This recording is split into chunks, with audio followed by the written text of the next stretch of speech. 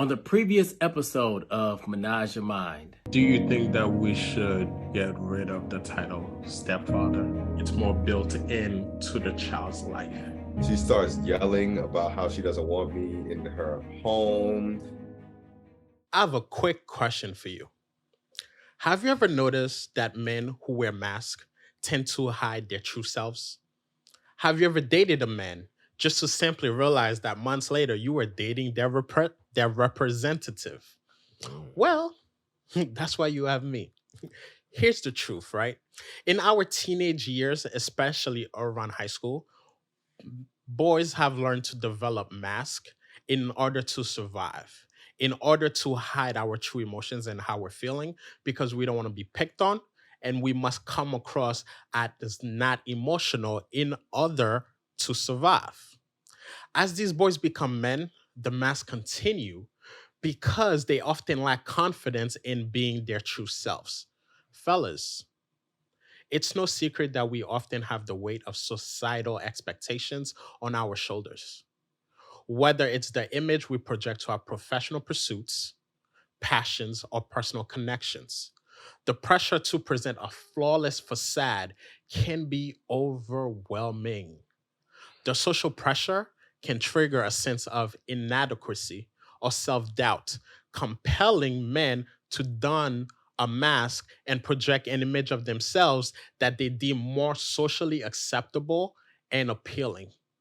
Masking your true self can lead to a number of disconnection and unfulfilled relationships in life, within our family, in our intimate connections, and more. In reality, it takes a lot of courage to remove those masks and show up as our authentic selves. But trust me, brothers, kings, men, it's worth it. When we embrace our authenticity, we gain a greater sense of confidence, of self assuredness. We feel free, empowered, and appreciated because we're being loved and accepted for who we are.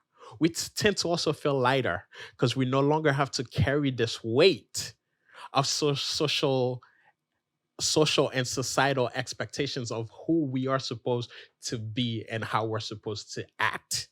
So I say this to say that, fellas, in order for us to thrive, we must remove those masks and be our authentic selves.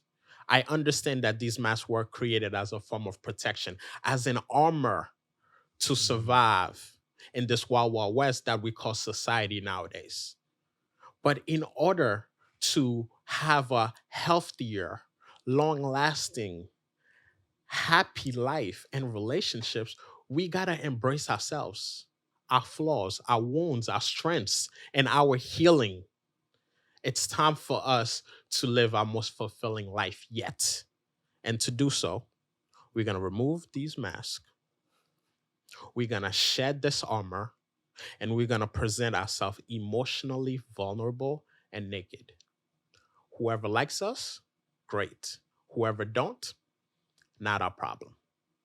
Welcome to Ménage À Mind.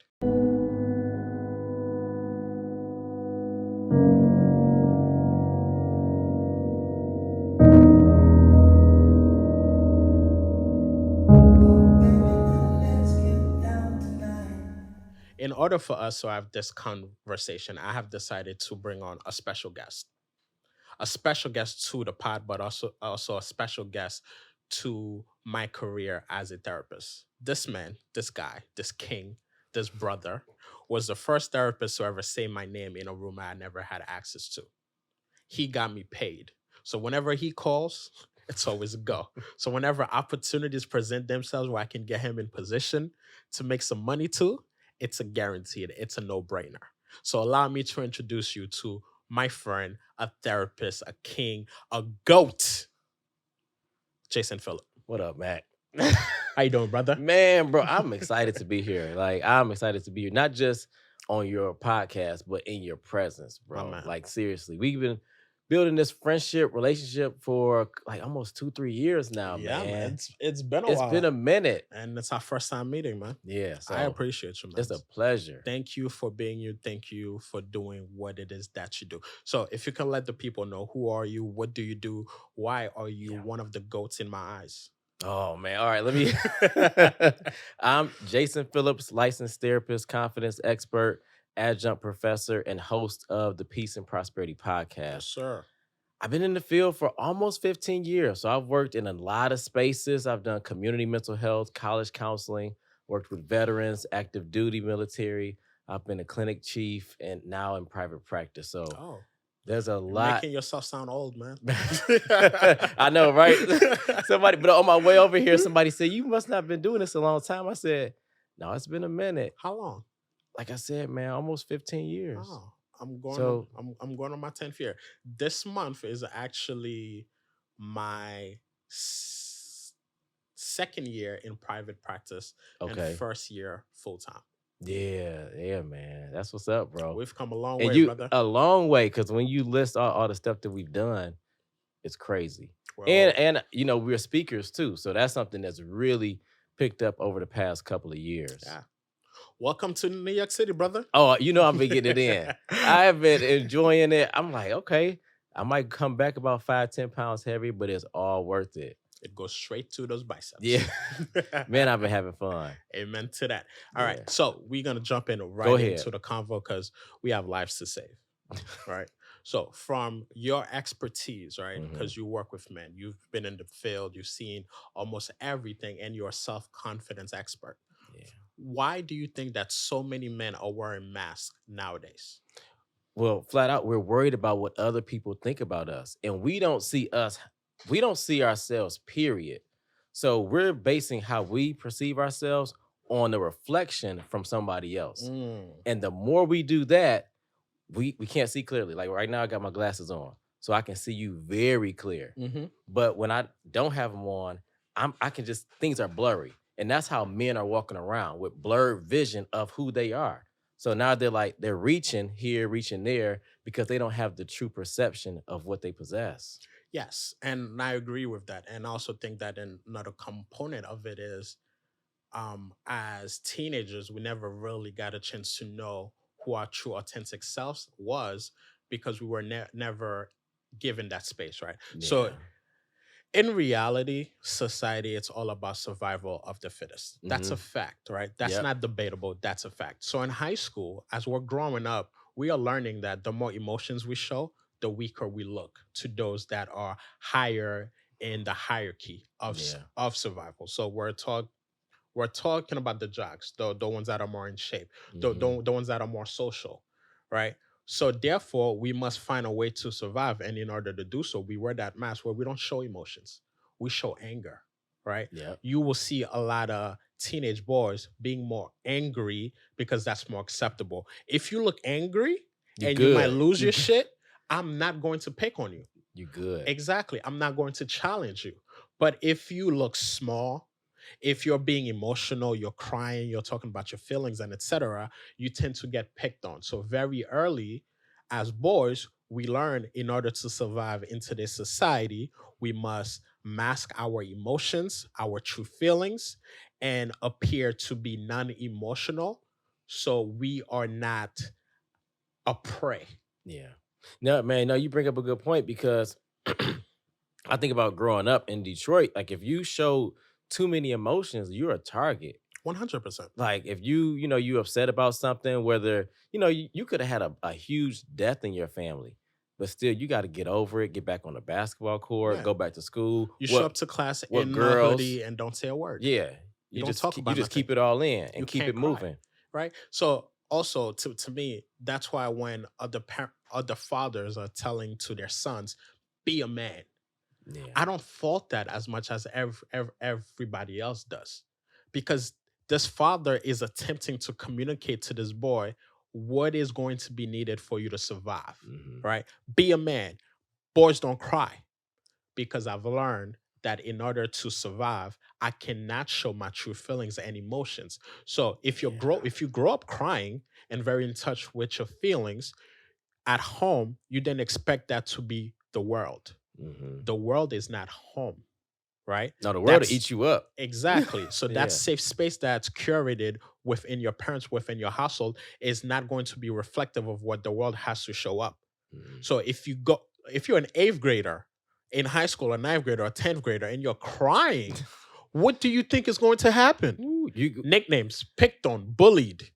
and now your self-esteem is shot. So you don't even know how to process anything. You get a bad grade, a girl could not give you a number, you could fall, anything that happens, your gear is not right. All of this stuff, you can't handle anything. Your resiliency goes to trash. Exactly.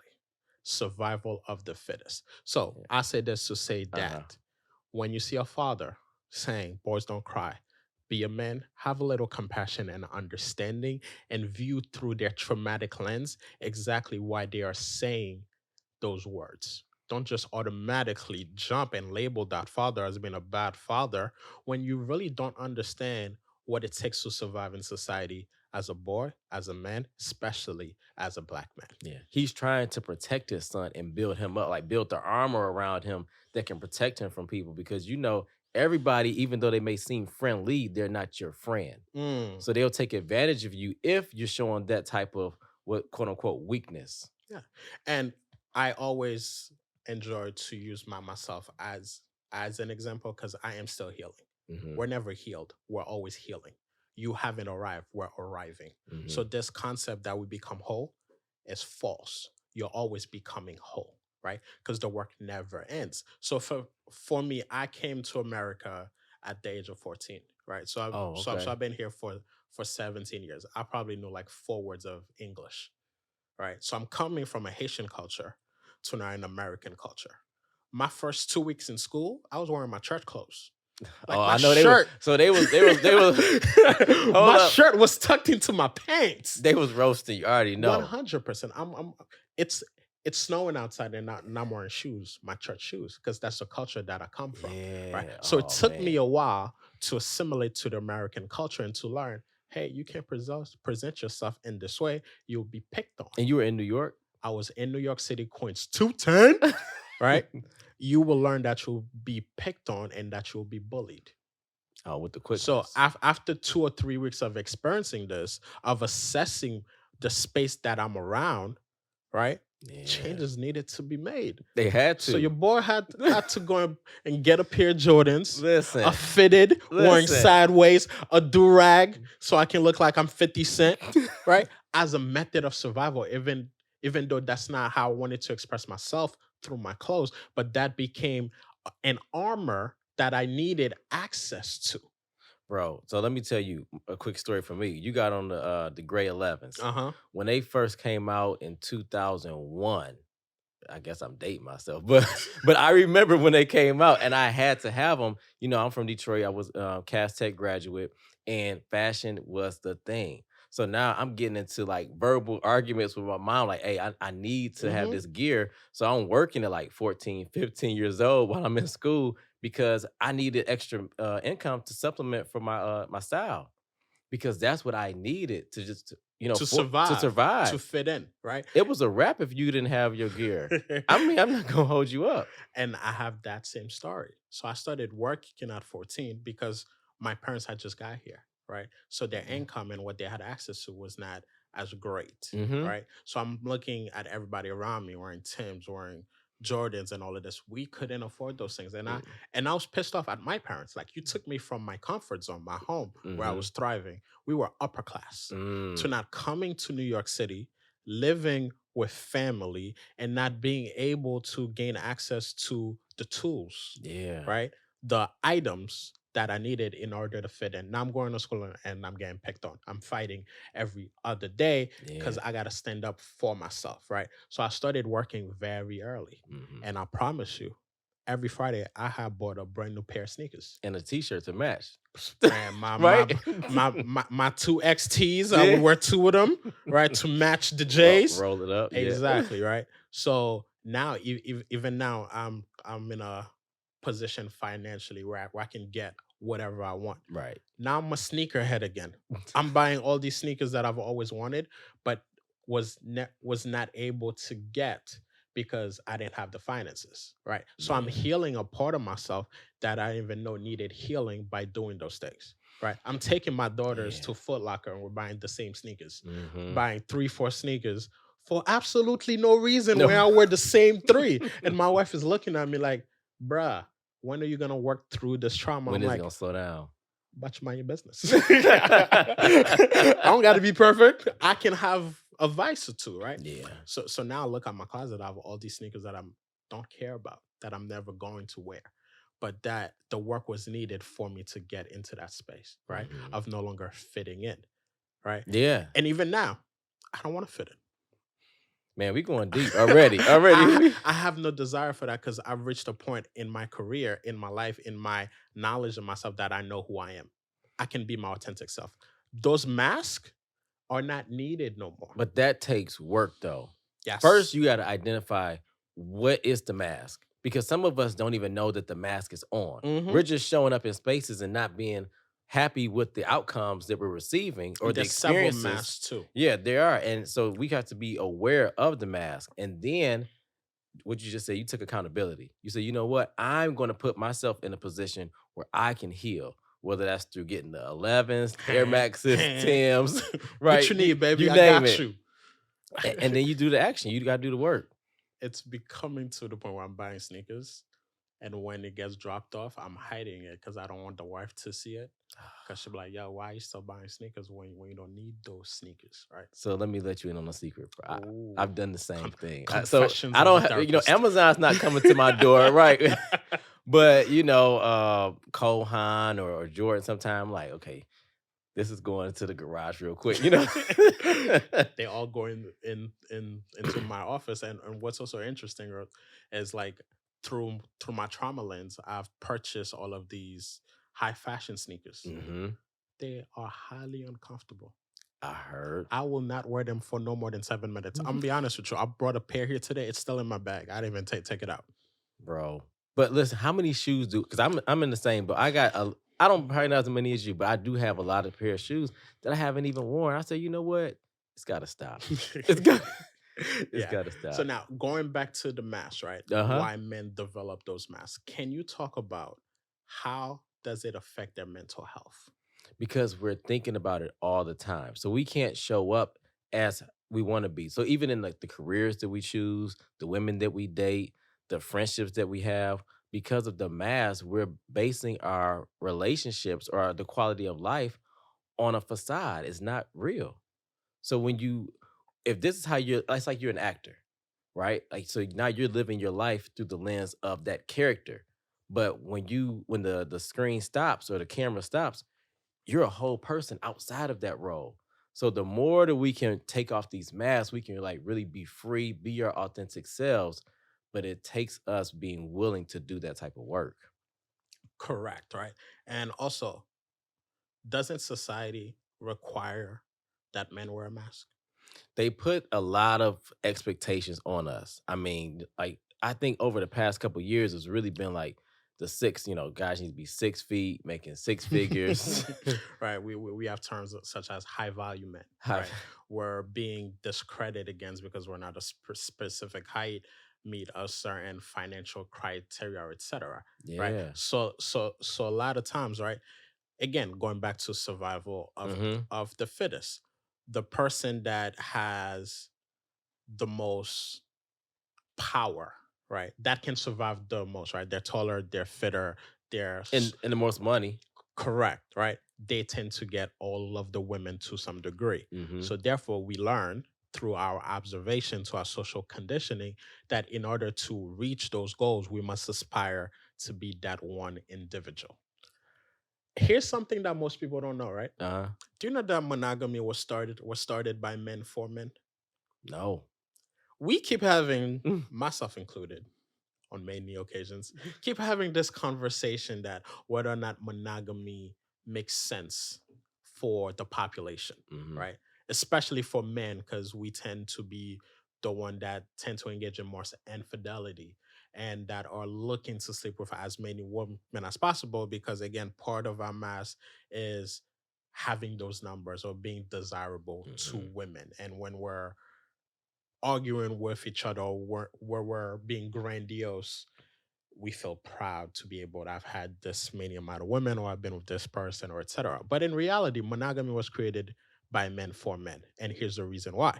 Going back to the survival of the fittest. Mhm. The one at the top, or the one that have most of the resources, are deemed more desirable. So they get access to many more individuals and women than those at the lower scale would have to.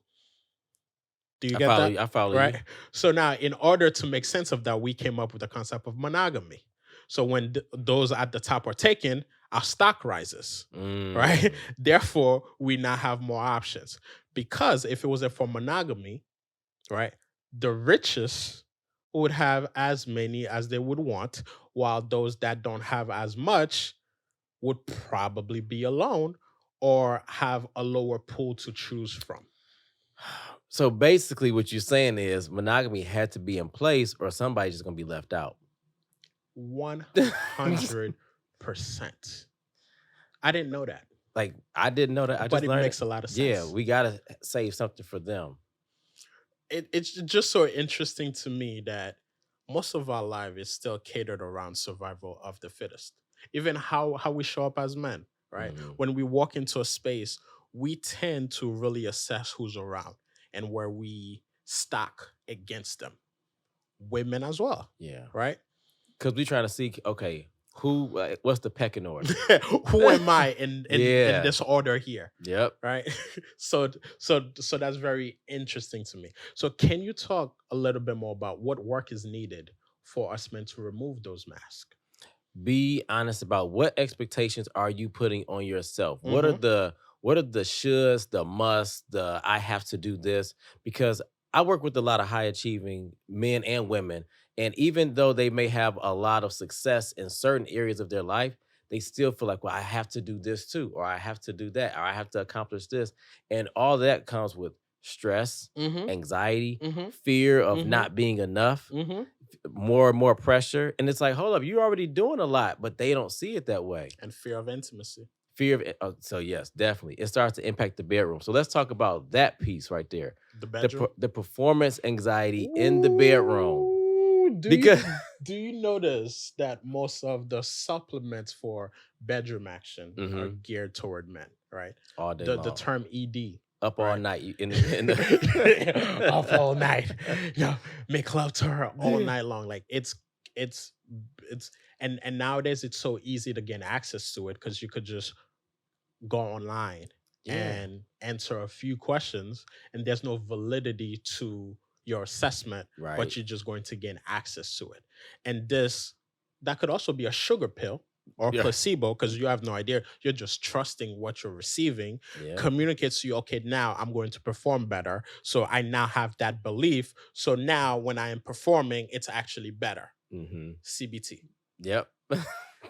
But what people don't realize, man, is that we're putting these expectations about performance on us. So now we're so tense when it comes to, laying it down, we can't Mhm. even get it up.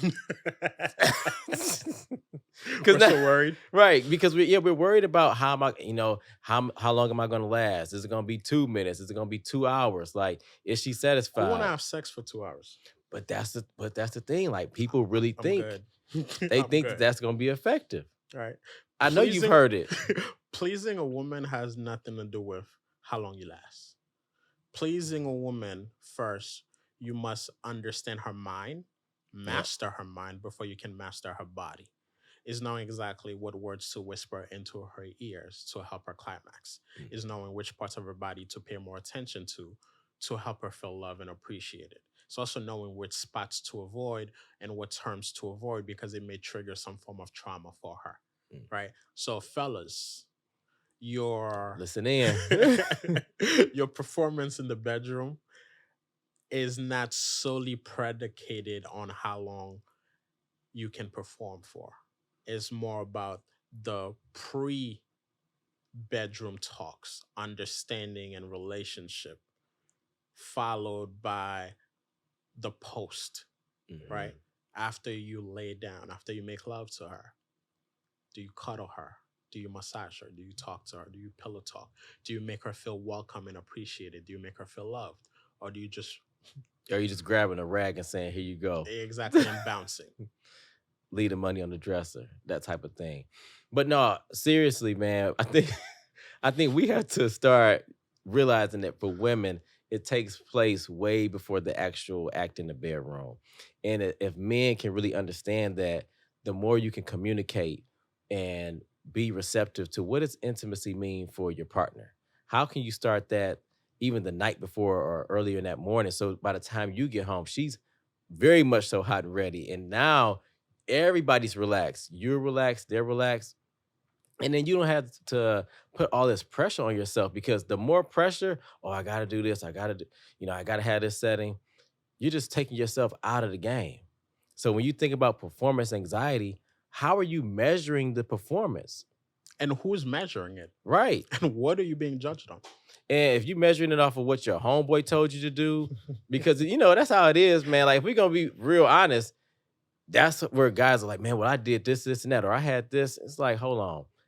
Now you're trying to please. Who you trying to please? Her, or you trying to live up to what You he's want saying? bragging rights. Let's stop watching porn. Right. All right, stop watching porn. If you want to watch porn, watch ethical porn Mm. or girl on girl, because you're gonna be able to see the sensuality, and that's what really makes a difference, right? But now, so let's say that you do get into the bedroom and you're experiencing all of this anxiety, right? Mhm. And you feel like you may not be able to perform, or you're worried how long you're going to last, or if you can get even erected. Mm. What are some tools and some coping mechanism that men can do to soothe themselves prior to the performance? First and foremost, I would say take a deep ass breath. Like, just relax yourself, relax your mind. It's going to put you at ease. It's going to put your partner at ease. So now if you communicate, hey, I'm feeling a little stressed, you can just chill and let her help you become aroused because right now you're stuck in your mind. And the more you try to like figure this out, because men, we like to try to solve problems logically. That's not helping with for the emotional and arousal connection. All right. Because we're all up here. Yeah. That's the first thing. Second thing, let go of all of these expectations that it's got to be, X amount of minutes or X amount of positions, because now you're going to be able to relax even further. Third, as you mentioned, let go of the porn, because again, you may be thinking that you're being aroused or you're getting something out of it, but you're now subconsciously training yourself to perform and measure up to him. Yeah. Whether that's in the positions, whether that's in size, all of these things you're downloading onto you. Yes, and also to add into that point, if you're stimulating yourself specifically to pornography, like it's catered to invoke the dopamine within your brain. So Mhm. now when you're a real life person, the dopamine is not as much, and therefore you don't get what you're supposed to receive from it. So now you start choosing pornography over partnered sex, right? And also by watching a lot of pornography, you're actually teaching yourself to finish within a time span, right? Mhm. Some quicker and some longer. So now you're performing, you're either finishing too early or it's taking you too long to finish. Therefore, nobody's having a positive Yeah, experience. it becomes a test. Seriously, it becomes Be like in the moment. Stop watching pornography. Because I mean, how many guys have we worked with where they're saying, "Man, I can't do it like this," or they're looking at me, I'm confused about my size, or I'm nervous about it. So then that's when the body dysmorphia comes in because Yeah. we're comparing ourselves. And I do work with a lot of porn addicts. Mm-hmm. So that tends to be very interesting to see how pornography, which is available for free, right, Right. is being utilized as a tool to further create low self-esteem and body dysmorphia in men. And I think, Mac, what happens is when we're looking at porn, and those of us who have addictions to porn, we're thinking that this is helping us. No. Like I'm pissed off because I'm not, I don't have the job that I want. I'm not in a relationship that I want. So now I'm going to self-pleasure and you get this quick fix. And then once that's gone, all the feelings of shame, guilt, frustration set back in. And now it becomes this cycle. Yeah. According to Dr. Huberman, right?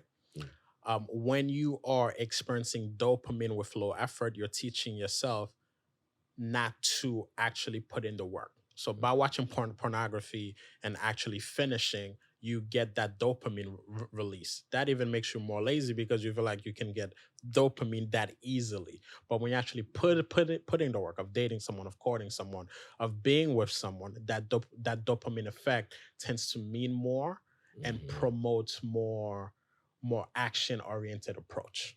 Right. Let's move off the porn Go ahead, yeah. because I have an episode with a sex worker Oh. about that soon. So we'll talk about that in more depth, right? To the men that are currently listening and are trying to tell themselves, do I wear a mask Mhm. or I don't wear a mask? How can men start to identify what mask they are wearing? So I would say first you got to know yourself and then look at what do I value? Like, am I showing up with my values intact? So meaning if you're living life a certain way, but this is in direct misalignment from what you value. So you're showing up this way, but you're saying you want to show up in this other way. That's going to be a disconnection. And you have to know yourself to be able to really have that type of self-assessment. Mm-hmm. And this is where a lot of times we become more depressed, Mm-hmm. more frustrated. We Mhm. feel like we're behind in life Mm-hmm. because we've been showing up as how everybody else wants us to show up. Bro, seriously. No, it's true for a lot of men. We tend to have these markers. By 21, I should be here. By 25, I should be here. By 30, I should be doing this. By Mhm. 35, I should be doing that. According to who? Yeah. According to whom? And let's talk about this too. Like, if you feel like you're not happy with where you are, you have to start to do the work. Do something Because about it. a lot of I see sometimes we talk about it and we think that talking about it is like doing something. That's just talking about it. Serious? Like we feel like it's like if I massage it by saying, okay, I'm gonna set this goal for myself, and then we don't. Because I see that a lot where we like, okay, I want to have, this big house, this great family, or whatever. Okay, so what are you gonna do today? Oh man, I'm starting next week. I'm starting next month. I'm starting on Monday. It's like it's always a You're delaying it. futuristic date. Correct. It's a delayed approach. Now, for me, I think when I hear wearing masks, one of the things that I think of is when I try to be down with a gang Mm. as a teenager. Oh, you did? What was your tried name? to. OG Mac? I tried to, but that wasn't me. Yeah. Right. It was a method of survival again. Now, if I'm part of this gang, my social class rises. Mhm. Nobody's going to mess with me. But in reality, I had no interest in that.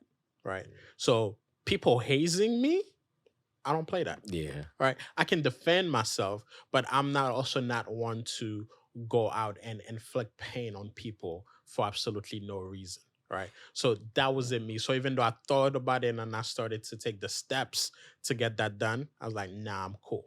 The second one happened most recently, Mhm. right? Where I actually thought about going for a PhD. Mm. You going for a PhD, Mhm. right?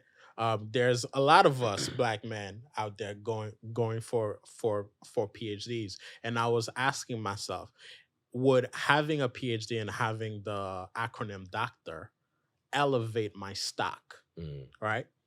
So I thought about it for hours, and my mom was like, "Go for it! I want you to be a doctor," and all of this. And I remembered these memories of her telling me that you should be a doctor, right? So I was gonna go for it just so I could be referred to as a doctor. Yeah. But in reality, my qualifications does not determine my stock. My qualifications doesn't determine if I'm effective at all, right? And that's something that I've been more focused on lately, where I haven't renewed my license yet. Mhm. I got 2 days left. You live on the edge. Yes, I'm thinking of not even doing it, right? Because again, we allow these titles to be our credibility, Mm. and I don't want to do that. So whenever I do a panel, you hardly hear me say I'm a black male therapist, I'm a licensed therapist, or etc. Right? Or I run down my resume of everything I've done and everywhere I've been, because that alone should not dictate my credibility. Hearing me, experiencing me, and seeing what I have to offer is what determines my credibility. That's Right. because you're comfortable who you are. Correct. So according to my wife, I'm being a little extreme about it. Yeah, By you going? saying, I won't get my license or things like that. She's Listen like, to your wife, bruh, you're going way to the left. It's like a driver's license. I feel like once it lapses, it's so hard to get it back. You know what I'm saying? Explain this gap on your resume. Right? Yeah. So again, like I would say to the men in general, if you are asking yourself whether or not you are wearing a mask, ask yourself, when it's time for bed and you're laying down and you're about to go to sleep, are you happy with who you are presenting yourself to be? Or is a part of yourself creating this persona on how to show up to get to these goals a lot faster? And I would also add, excuse me, when it comes to wearing a mask, evaluate your social circles. So now, are you putting on different masks to show up in different places? And every time you go to a different room or different meeting, you have to whoop, whoop, and now switch. Almost like the movie, like you're conforming and not being yourself. Because when you come into a room, you want to be able to be yourself, be on consistent, the space, be consistent, right? Across the board. Yes, and I want to add in to that as well, because that just triggered a thought. If you're being yourself, everybody would describe you the same way. This is Jason being Jason. Yeah. And the next person should know what that means, right? If different people are having a different perception of you, you are wearing several masks. Too many. This is me. This is Mac. 24/7. Yeah, this right? is Jason. Wherever I am, I might temper it down a little bit depending on the space. Yeah. It might go up if I'm on a podcast because we're trying to entertain. So there's some fluctuations there. But you're going to hear, no, this is Mac being Mac. Yeah. And that's okay. You don't need nobody's permission to be yourself apart from your own permission. And when you allow yourself to be yourself, that's where you become the most successful in life. Period. Most successful But I didn't in life. realize that even as a confidence expert until a couple years ago, I started meeting a lot of people who, you know, I had virtual relationships with clients and colleagues, and they were like, man, you like the same person I seen online. And I didn't understand what they meant. I was like, but yeah, who else would I be? But as you know, sometimes some of us can struggle with like showing up as ourselves and not the perception that we have put on us.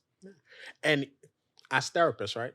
As therapists, Right. the term therapist already embodies a certain presentation in itself. Yeah. Right? Yeah. I always have to tell people, therapy is what I do. It's not who I am. I'm not a therapist. I'm Mac, who is a therapist. That's what I do as my career. That's my profession. So Yeah. your projection and understanding and assumptions of what a therapist should be, how I should talk, how I should dress, how I should behave, that's yours for you. That is not mine. Picture me in a session. So essentially what you're saying, bro, is like, I'm not a robot. What's that?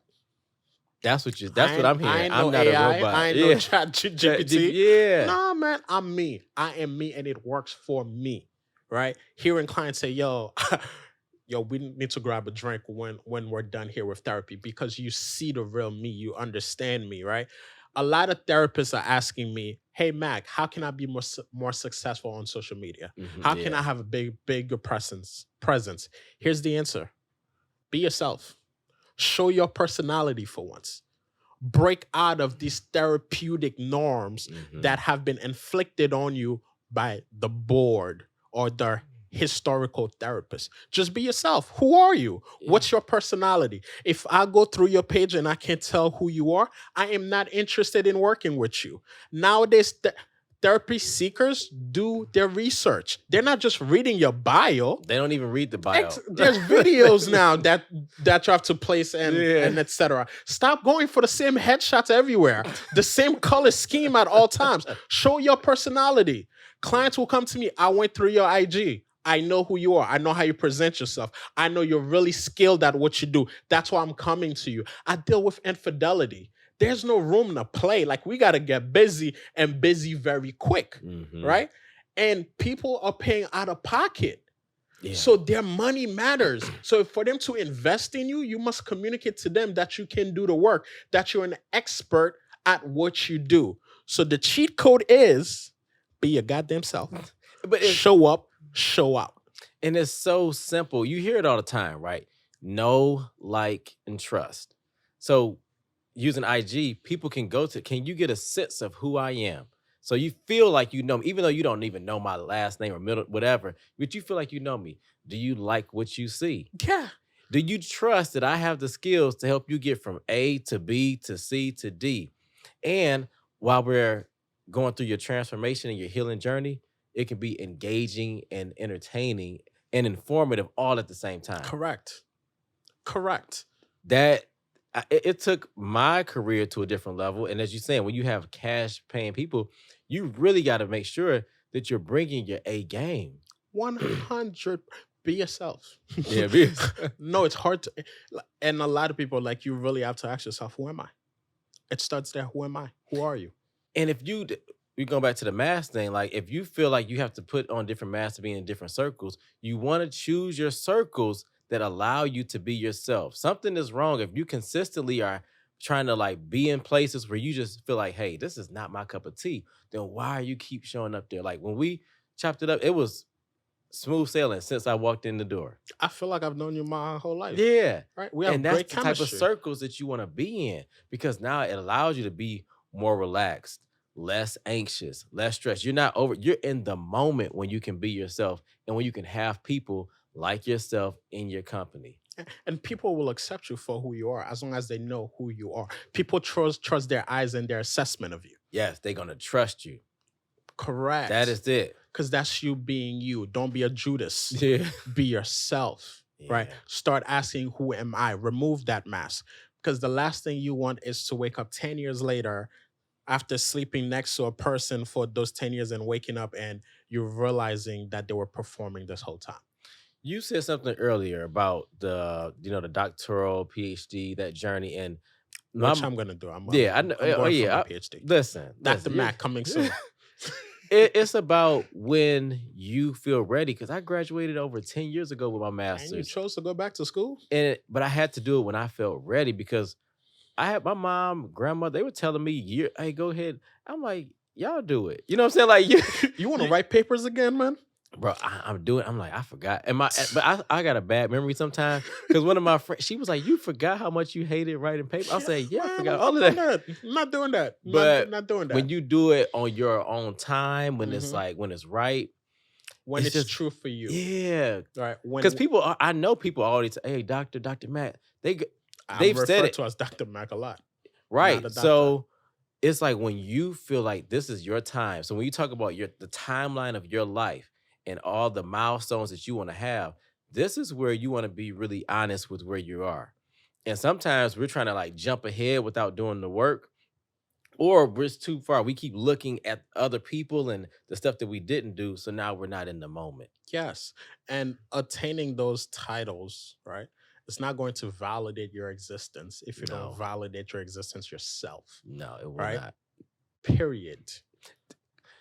It almost reminds me, we talking about performance anxiety, right? Some people will perform at a level where maybe other partners will say it's trash, but in their eyes, they feel like, hey, I accomplished my goal. But that's because you're comfortable with what you've done and you're not thinking like, oh, I didn't please this person the way I wanted to. Like it's that confidence, man, it goes a long, long way. Which goes back to introverts, right? Mm-hmm. Introverts like to be alone, like to be in their own space. So when they're asked to be part of society or socialized, to some degree, they are performing. Yeah. Which is why afterwards they need to be home for like 4 days straight to recuperate because it took so much out of them to perform in those social settings because they were not being true to themselves. So it's the same concept here. Mm-hmm. If after doing an activity, you feel the need to you're so burnt out, that's because you were outperforming yourself. Right? Yeah, you about to burn out. You about to burn out, man. Now, so staying on the same subject, can you talk about how these masks and these representation can impact romantic relationships in the short and long-term route? Because now people, if you get into a relationship with the mask on and they like that person with the mask, and then now you start to take off the mask and they're like, that's not who you are, then your partner will end up with buyer's remorse. So they feel like, hey, this isn't who I met. We're not doing the same things. oh, that's what I was doing so that you would like me. Oh, well, you don't like doing nothing. Hold on, what have I got myself into? Yeah. So now you cheated your partner and you cheated yourself because now you're making bad investments. Yeah. And often on social media, we tend to hear, this is not the life you introduced me to. And that's exactly in representation of the mass, right? Mm-hmm. You're pulling up wearing all of these designers. We're going to steakhouses and Michelin star restaurants, right? But you're running a credit card. Now it's maxed out. And now, a few months in, I'm still expecting those type of lifestyles, but you Mm-hmm. can no longer provide that because that's not who you were. You were acting, you were projecting, you were performing. So again, the buyer's remorse comes in.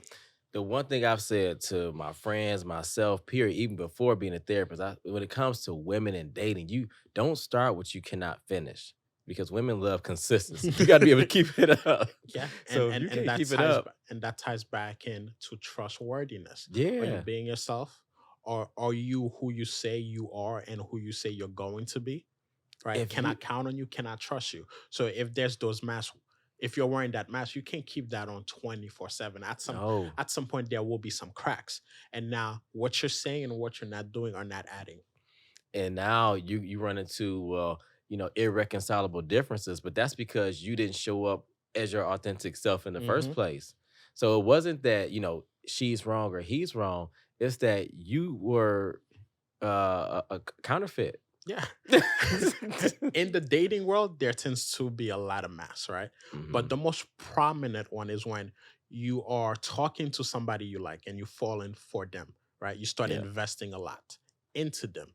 Then you ask yourself, hey, how can I get them to like me? How can I be a different version of myself that they would like instead of the true me? Now you start performing and wearing a mask, trying to get them to invest as much as you are investing in them. Mhm. And that's where your mask comes in. And now it's not working because this person that you like is no longer liking you because you're not being yourself.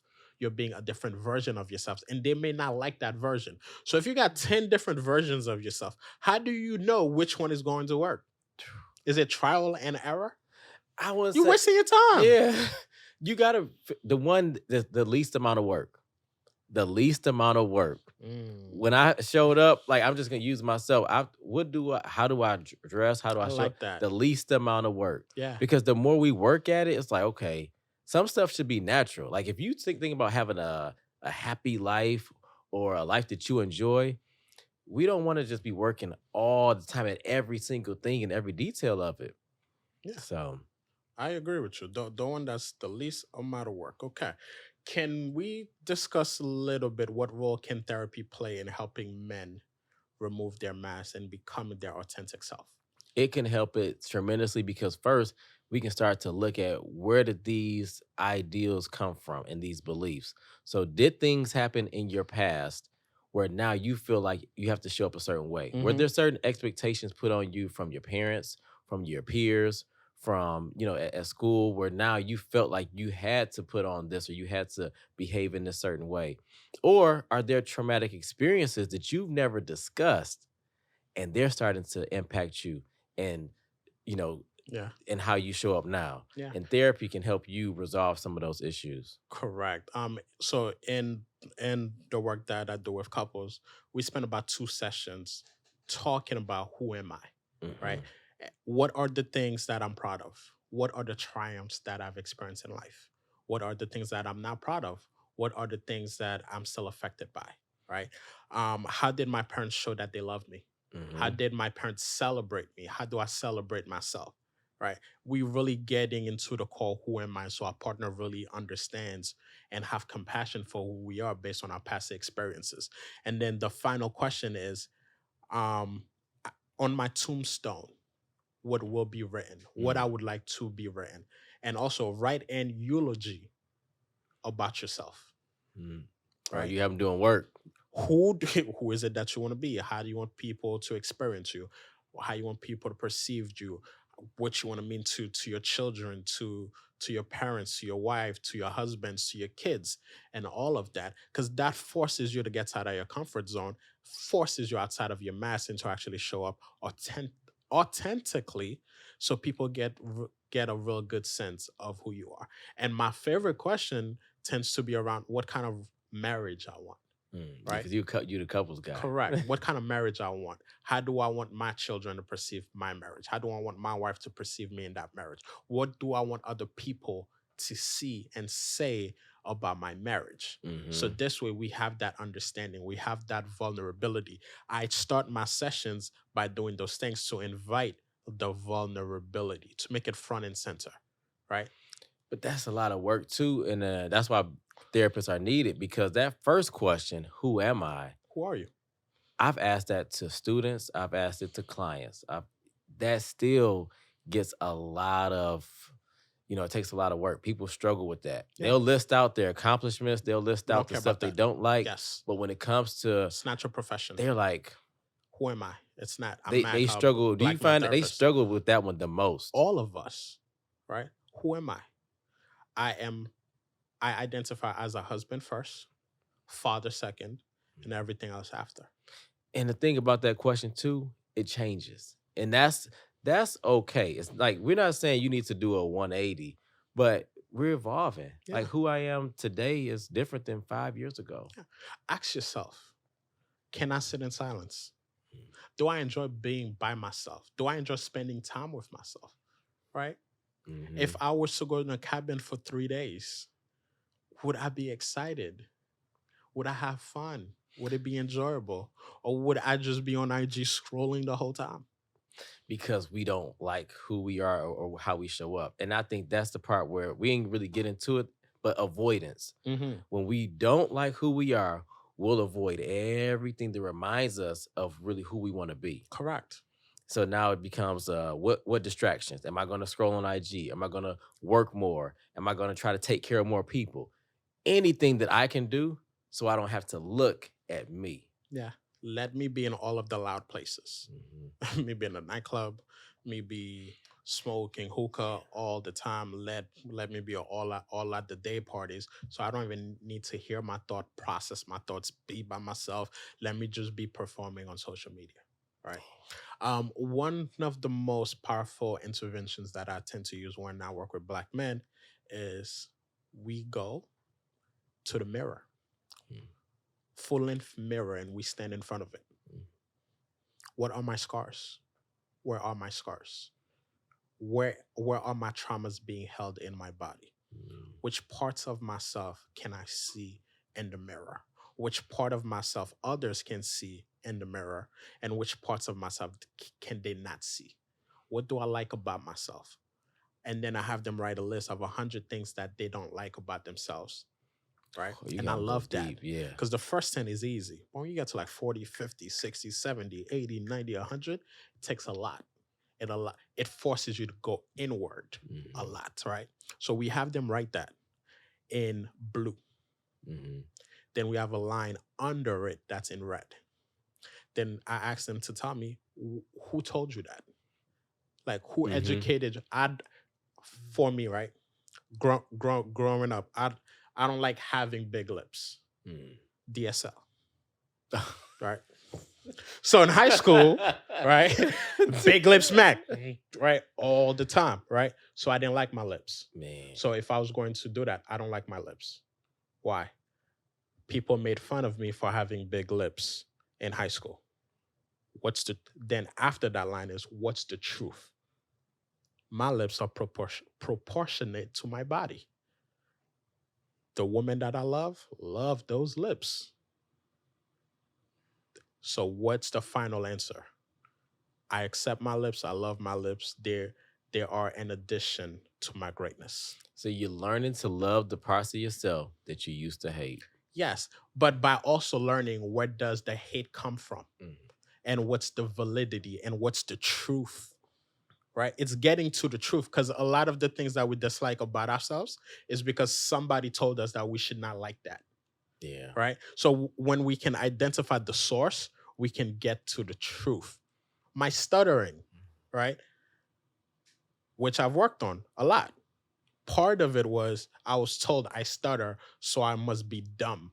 Or there must be something wrong with me. But in reality, it's just a stutter. Right. And I think that people put a lot of emphasis on it, on a lot of stuff that's like, it doesn't really matter for the most part. Because And everybody, to some degree, everybody stutters.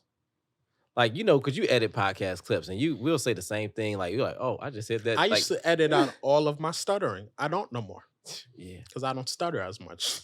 That's one.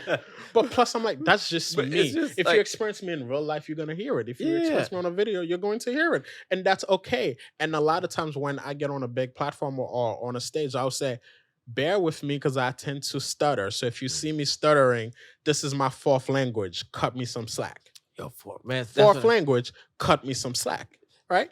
And I'm a big believer in labels, being able to label how you feel, being able to label what's going on and what you're experiencing removes the power that it had on you and allow you authority over it.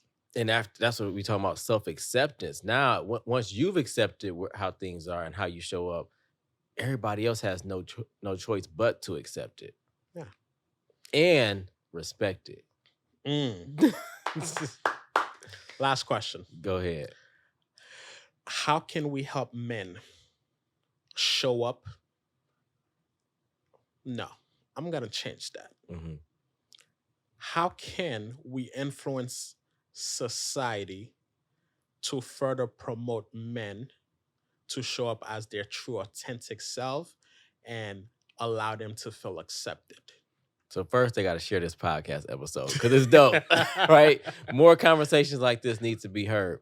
But on the other token, men, I want us to be more reflective and do more self-assessment about how we like ourselves and how is this impacting how we show up.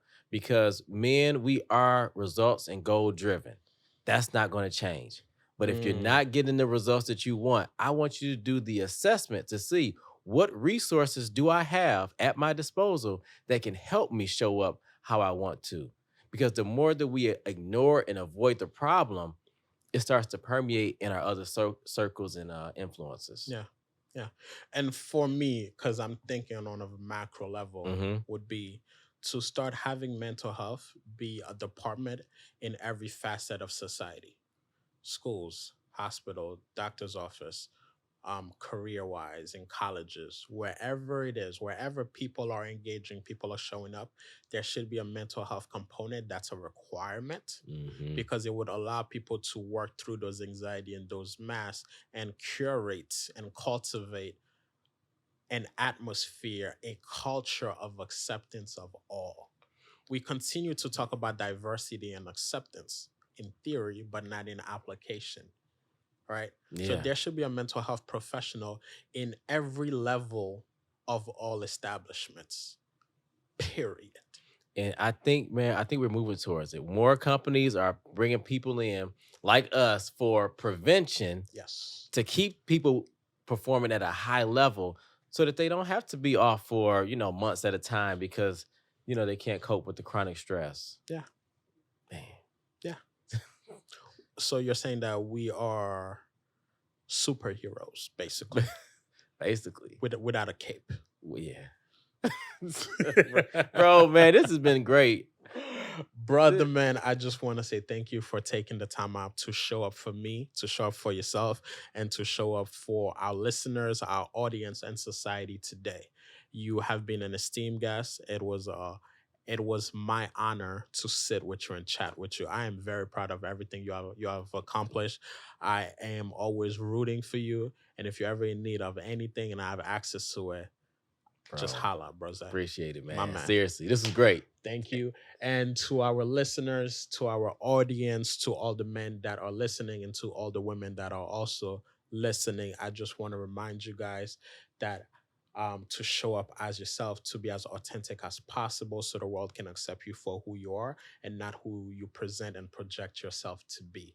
By gaining that acceptance, that validation, and the so what I'm looking for. The vulnerability. The vulnerability, you can then start to transform your perception of the world and the world's perception of you. in order for us to change the trajectory of mental health as a whole nation, each of us must continue to do the work and show up differently. This was another classic episode of Ménage À Mind. Please like, subscribe, and share, and I will see you next time.